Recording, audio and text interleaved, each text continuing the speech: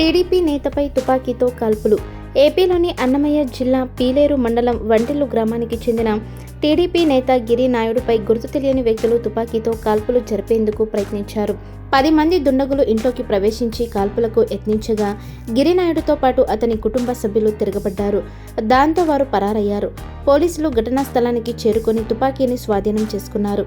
గిరినాయుడు ఫిర్యాదుతో పోలీసులు కేసు నమోదు చేసి దర్యాప్తు చేపట్టారు. మేము కెమెరాలు పెట్టుకోవాలనుకుంటామంటే షాట్ జరిగింది.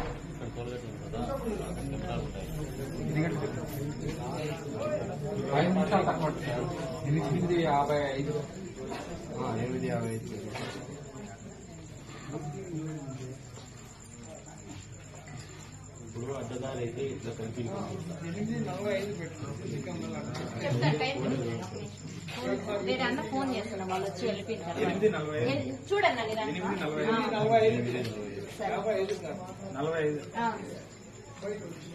ఇంట్లో వేరే ఎంతమంది ఉంటారు? మేము అంతా 10 మంది ఉంటాం. మా ఆయన 11 మంది మొత్తము, 10 మంది.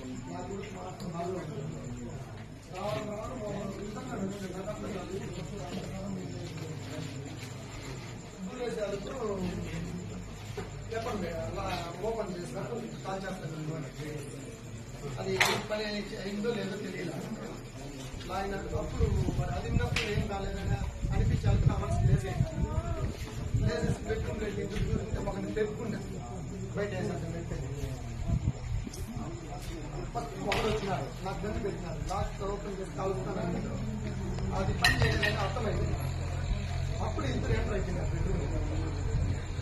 బెడ్రూమ్ లో. మా వైపు మద్దలు పిల్లలు, నా కొడుకు మాత్రం హాల్లో ఉంటారు. ఆడపిల్లలు 3, వాళ్ళిద్దరు.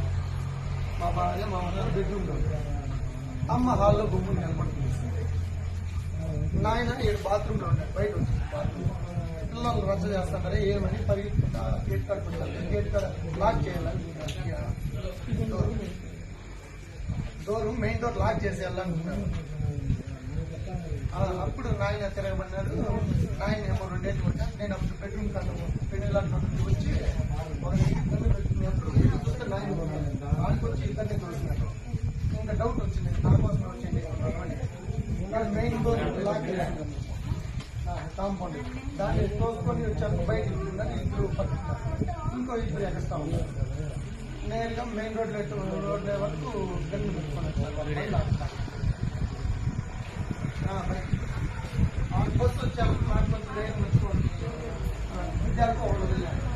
ఇంకొన్ని చేసి మెయిన్ రోడ్ అయింది. బస్సు స్లో చేసింది. ఫుల్ స్లో చేస్తే వీళ్ళందరూ వాళ్ళకి నా గాడికి ఇబ్బంది వచ్చుకొని వస్తాను. నాకు డౌట్ వచ్చి పరిగెత్తుకుంటా పోయింది పెట్రోల్ బంక్. ఆడ 2 రాళ్ళు ఎక్కువ వేసినాను బండికి. అప్పుడు నా కాళ్ళు వచ్చే బండి స్ట్రైక్ అయ్యింది. 4, 5 ఉంటాయి సార్.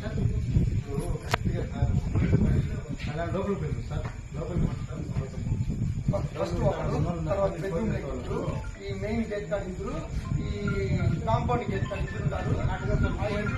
ఇంకో మిడిల్ లో 2 ఉన్నారు. లోపలికి పోతే రైట్ సైడ్ లో కొంచెం 10 మంది రాకుండా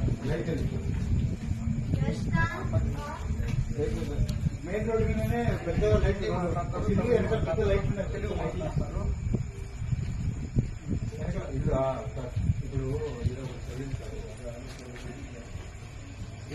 అంటే నాకు చేసి అందరినీ చంపేస్తాము అన్నారండి సార్. బెడ్రూమ్ అందరినీ షూట్ చేసుకోవాలి. నేను అప్పటికి చాలా